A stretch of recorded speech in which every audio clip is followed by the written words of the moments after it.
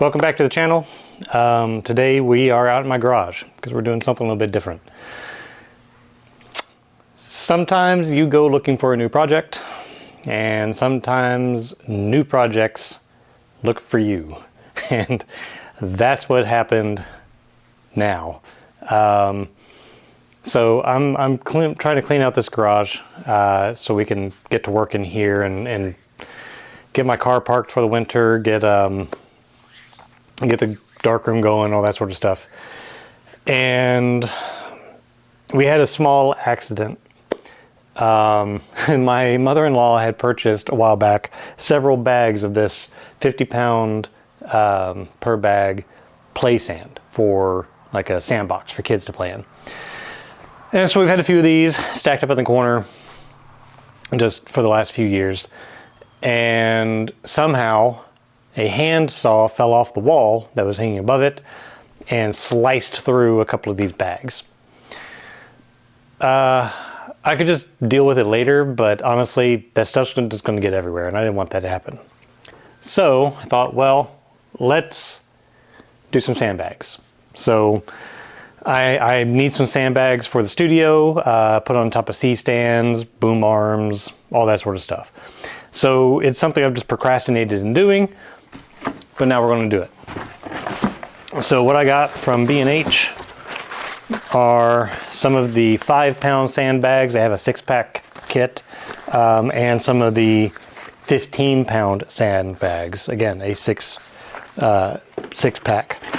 So we're going to take the sand, weigh it out on my scale here, being shot at, careful. Weigh it out on the scale and stuff some sandbags in there. So let me go get some Ziploc bags so we don't make a mess inside of there, and we'll get started. All right, well, originally I was going to just do like a, I don't know, fill these up on camera and stuff them in there, show the process, I suppose. But I got all the way through here. Quart bags are 2.5 pound. 2 of those for the 5-pounders. These are 7.5, so they're gallon bags. 2 of those for the 15-pound.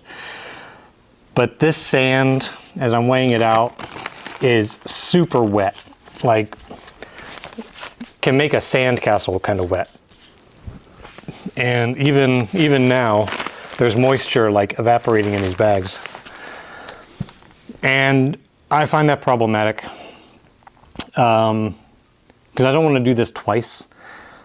What I'm concerned about with all this moisture is that in like the summer, it might grow like mildew and mold in there. And then in the winter, it might freeze or crystallize or something. And I don't want that to happen.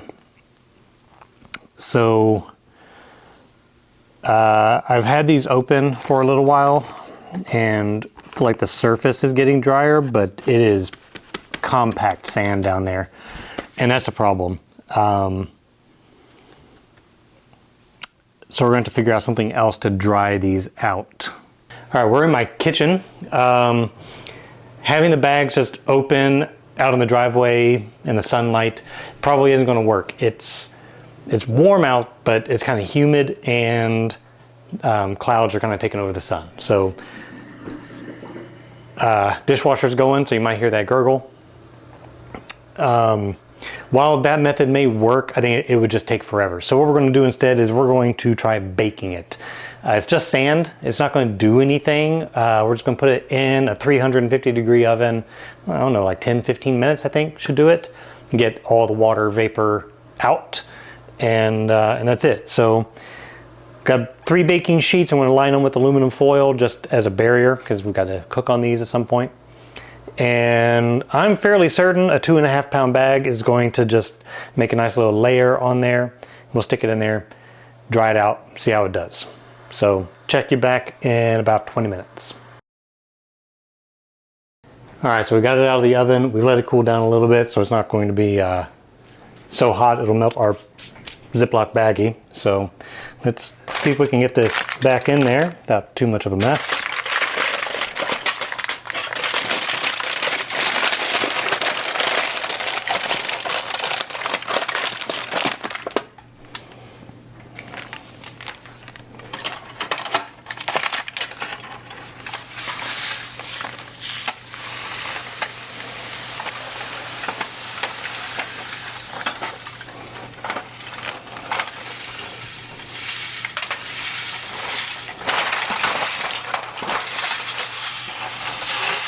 All right, well, I hear a lot of sand still in there, in the crevices. Look at this. As flat as possible.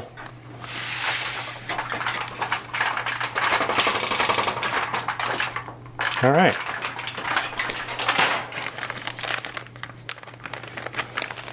Seal that back up.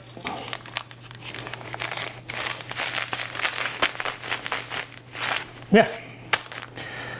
That works really, really well. That is nice and dry. So now it's a lot more pliable, loose, exactly what I would think dry sand should feel like. So I can get 3 of these baking sheets in the oven, and I've got 12 bags to go. So 11 bags of these to go. And then the larger 7.5 pound, that's going to be 3 baking sheets for each one of those. I've got 8 of those. So I'm in for a lot of baking. So we'll see you when it's done. Okay, so we're back out here, and I've got all the small bags dried out. The large bags are going to take a while. I've got 1 in the oven now, and 1, 2, 3, 4, 5, 6, 7 more to go. That's a few hours of drying, simply because it takes 20 to 30 minutes to like put it onto the trays, get the trays in there, get the trays out, get the next one loaded up. These cool down, they go in the bag. We've got another good 3 or 4 hours. But these are done. What I do need to do though, because each one weighed 2.5 pounds before, with all that water in there, now I need to weigh these and see how much we lost.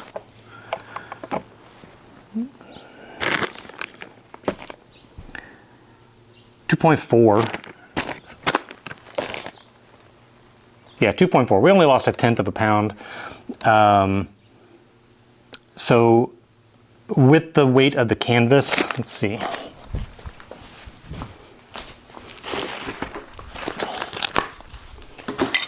So if we put all of this on here, oh yeah, we're at 5.1 once we add the actual canvas bag. So I think that's a good, medium here. So let's see if we can get these into the pocket. They're double zippered, so if you've never seen one of these before, it's got the zipper on the pouch and then an opposite zipper going the other way. And there we are. We've got a pocket. So let's get a little bit of air escape here, and we'll see if we can get this bag in here. Actually, I don't want to make a mess, so we'll zip that up and then air it out if we need to.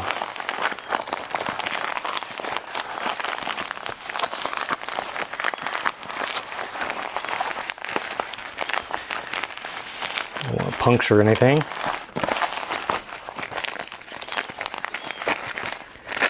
There we go.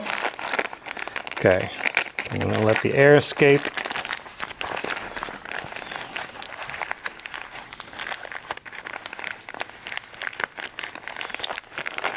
There we go. All right, let's see if we can fold that down in there.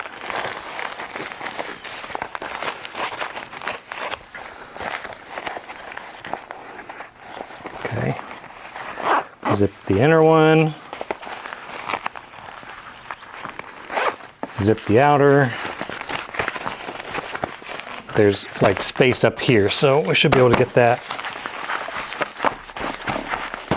nice and evened out. Do the other side.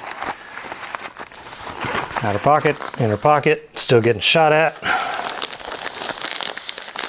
So this house is kind of out in the country. And so you're hearing somebody doing target practice out there in their farm. Sounds like a rifle. Could be a shotgun. Not big enough for a handgun. Oops, I'm going to lose some sand here. Got to be careful of this. Oh, no, no, no, don't come out.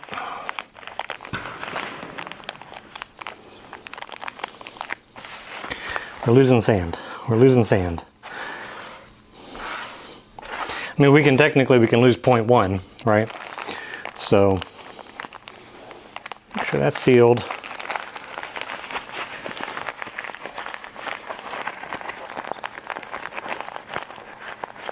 All right. Inner pocket.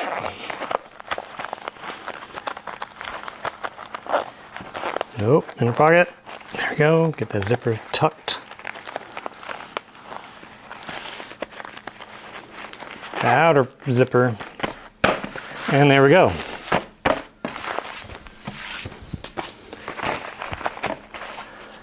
Okay, I've got a 5-pound sandbag. So, perfect for boom arms, C-stands, bottom of tripod, columns, you know, whatever you need to do. So I'm going to pack all these up. I've got enough for all 6 of the 5-pound. And as I bake these 7.5-pound, we'll get the 15-pound bags filled up. Now, all that being said, I've got 1, 2, 3 more bags of this sand. This was 2. I've got 3 more. That's another 150 pounds. So, I don't know. I guess some 25 and 35-pound bags are in my future. But that's it. That's the project I've got ahead of me. I'm going to wrap this up off camera. I guess this is what life gives you lemons, make lemonade situation. I was just trying to clean the garage, had an accident, and we're going to turn that into a little weekend project of making some sandbags for the studio. So if you are in the same situation, there you go. If you're looking to make sandbags, get these. These are Impact brand from B&H, not a sponsor. I think I paid $30, $35 for the pack of 6 of 5-pound. Something about the same for the 6-pack of the larger 15-pound. So, not going to break the bank. Play sand is cheap. It's definitely more refined than other materials, rocks, shot. I looked at all that stuff. This really was the cheapest way. So, if you need stuff for your studio, get out there, make some, and you can get your studio stocked up with supplies. So, thanks for hanging out in, duck and cover. Thanks for hanging out in my garage while we get this kind of stuff done and sorted. And we will see you next time.